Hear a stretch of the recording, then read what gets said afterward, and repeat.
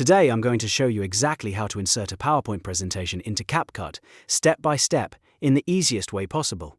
This is a super useful method if you want to turn your slides into a video, add voiceover timing, create a tutorial, or make your presentation look more polished inside CapCut.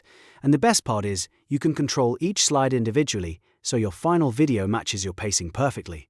If this video helps you out, make sure to hit the like button and subscribe for more simple software tutorials just like this. Alright, let's get into it. The first thing you need to know is that the best way to insert PowerPoint into CapCut is to export your slides as images. This gives you much more control over timing than just dropping the whole presentation in at once. So, start by opening your PowerPoint presentation. Once it's open, go up to File, then choose Save As or Export, depending on your version of PowerPoint. From there, select the option to export your slides as images. Usually, you'll want to save them in a common format like PNG or JPEG, because those are easy to import into CapCut.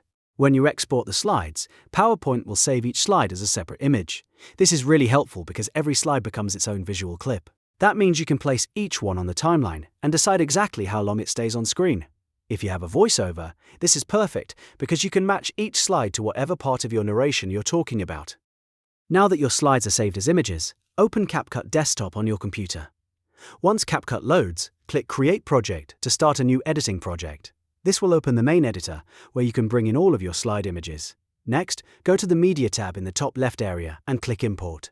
Then locate the folder where you saved your PowerPoint images and select all the slides you want to use.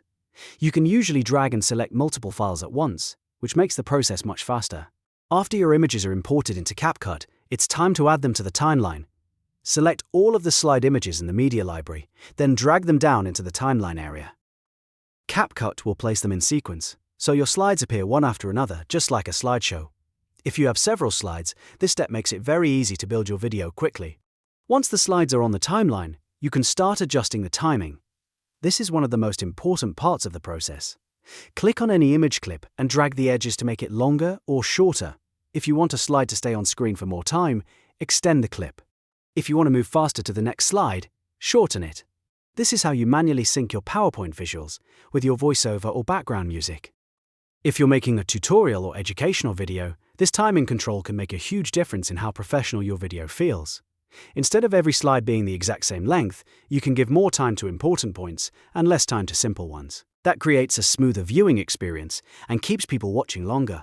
To make the slideshow look even better, you can also apply transitions between the slides. Go to the Transitions tab in the top menu, and you'll see a range of effects like fades, slides, zooms, and more. Drag a transition between two slide images on the timeline, and CapCut will blend them together more smoothly. A simple fade transition is often the cleanest option if you want a professional look without distracting effects. If you want the presentation to feel more dynamic, you can experiment with different transition styles, but try not to overdo it.